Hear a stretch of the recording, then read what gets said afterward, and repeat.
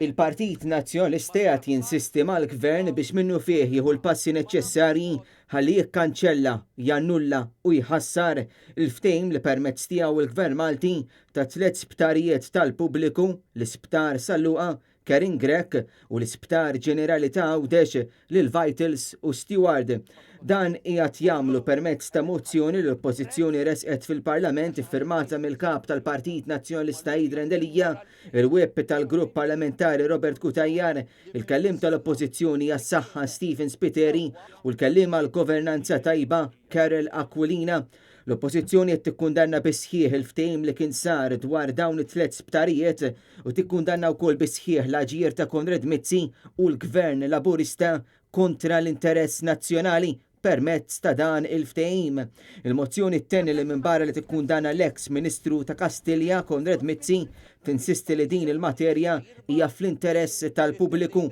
Il-mozzjoni tfakka li fil-ftehim datat fis-27 ta' Wissu 2019 jobbliga lill gvern Malti ħallas l-operaturi ta' 3 sptarijiet pubbliċi is-somma ta' 100 miljun euro minn flus il-poplu Malti biex jieħu lura dawn it-3 sptarijiet ikunu xi jkunu ir-raġunijiet. Il-Partit Nazzjonalista mill-ġdid fakkar li kien il-kap tal-Partit Nazzjonalista Idren Delija li fetaħ kawża fil-qorti biex il-kuntratt li kien sar fl-2015 mill-gvern ta' Joseph Muscat li bih ċeda u ta' dawn it-3 sptarijiet pubbliċi lil barranin ikun imħassar u li dawn it-3 sptarijiet jingħataw mill-ġdid kif inhu xieraq lill poplu Malti u Għawċi.